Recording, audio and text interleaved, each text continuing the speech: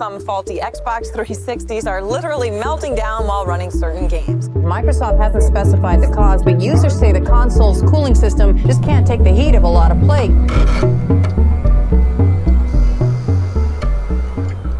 So Microsoft shipped a console they knew was broken. Half of everyone who bought it watched it die in their living room, and one man had to walk into the CEO's office with a $1 billion bill in 5 minutes to save the entire Xbox brand. So now the guy's name is Peter Moore, and when the story starts, he's a VP of Microsoft's interactive entertainment business, which is a long title that basically means he is the face of Xbox. He joined Microsoft in 2003, former president of Sega of America, and his entire job is to make sure the Xbox 360 beats Sony's PlayStation 3 in the console wars. And to understand why any of this happened, you gotta kind of understand what Microsoft was so afraid of. The PlayStation 2 had absolutely destroyed the OG Xbox. Sony owned gaming, and so Microsoft made a decision. They're going to beat the PlayStation 3 to market by a full year, get a head start, build the install base before Sony even showed up, whatever it took. And whatever it took turned out to be a problem. See, by August 2005, so 3 months before Xbox 360 launched, Microsoft's engineers had already identified serious issues with the console. Overheating graphic chips, cracking heatsinks, underperforming memory chips, problem with the DVD drive. And this wasn't a rumor or a gut feeling. This was documented. Internal reports, real data, a list of known defects sitting on someone's desk at Microsoft headquarters 3 months before a single console hit a store shelf. And according to a VentureBeat investigation by journalist Dean Takahashi, one engineer inside Microsoft got so concerned he formally requested they shut down the production line. He didn't just raise it once, he raised it repeatedly. Higher ranking engineers, managers, executives chose to push forward anyway. Nobody listened. The request was just it was denied. And here's why that decision matters. Because the people making that decision weren't stupid. They knew exactly what they were doing. Shutting down production line meant missing the holiday window. Missing that holiday window meant launching in 2006 instead of 2005. Launching in 2006 meant Sony's PlayStation 3 might beat them to market. And if Sony got there first, everything Microsoft had built towards this moment would be gone. The head start, the install base, the momentum, all of it. So they made a call. Ship it, fix it later, and hope for the best. They did not get the best. On September 14, 2005, so that was 69 days before launch, production begins anyway. And on November 22nd, 2005, Xbox 360 hit shelves. Lines around the block, sold out everywhere, one of the biggest console launches in history. My unboxing of this console is still one of my best viewed videos of all time. Peter Moore is on top of the world. And then the calls start coming in. Almost immediately, retailers start reporting returns. Consoles dying in the middle of games, and when they die, 3 red lights appear in a ring around the power button. Not 1 light, not 2, 3, arranged like a warning sign.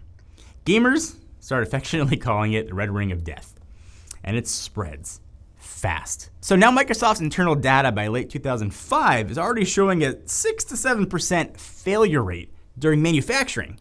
The industry standard is 3 to 5%. They know that they are over it. And the press starts asking questions. Microsoft tells them the failures are isolated reports, significantly lower than the industry norm. That's not true, and they know it. By March 2006, around 30% of consoles manufactured are either being returned or failing quality checks at the factory. At one point, Microsoft's yield rate allegedly hit 32%, which means 68% of consoles coming off the line were defective, more than 2/3, and they're still shipping them. Meanwhile, nobody inside Microsoft can figure out what exactly is causing all of this. The console gets hot, then cools rapidly when it shuts off. That thermal stress is breaking something inside. But what exactly? Was it the GPU, the solder, the motherboard? Allegedly, they don't know. And in hindsight, that claim seems weird. And because they don't know, they supposedly can't fix it. So they keep shipping. And out in the real world, people start to find out the hard way. You're 20 hours into a game, no manual save in a while, then out of nowhere, screen freeze, Console makes a noise never made before, and then 3 red lights appear on the front. No warning, no fix, just 3 red lights, and now a very expensive paperweight. Some people buy a replacement. That one dies too.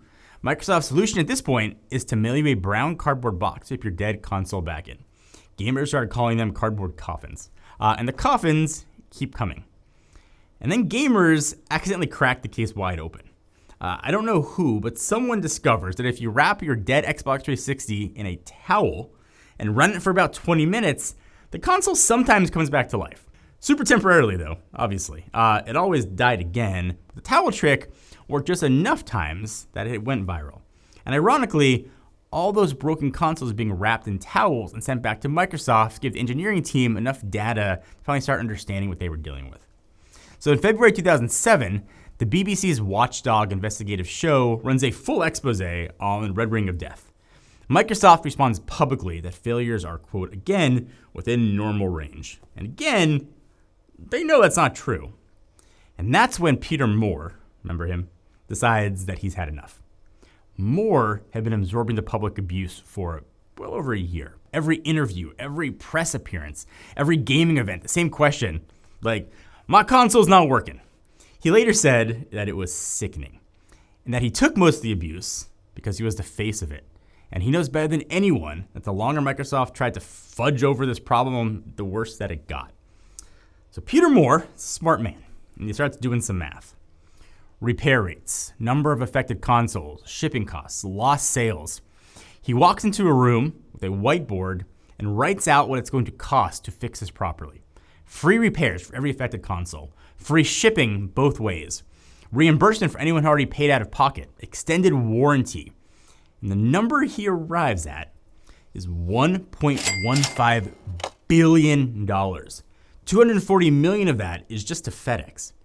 And then he walks into Steve Ballmer's office, trembling. Ballmer is the CEO of Microsoft, and he's not known for being a, let's say, soft touch. Moore lays out the plan, tells him the brand is in danger, tells him they don't do this right and do it now, Xbox is going to be finished. Moore later said he expected to get his head blown off by Ballmer. Instead, Ballmer looked at him right in the eyes and said, do it. No hesitation. On July 5th, 2007, Peter Moore posts an open letter to Xbox customers on the official Xbox website.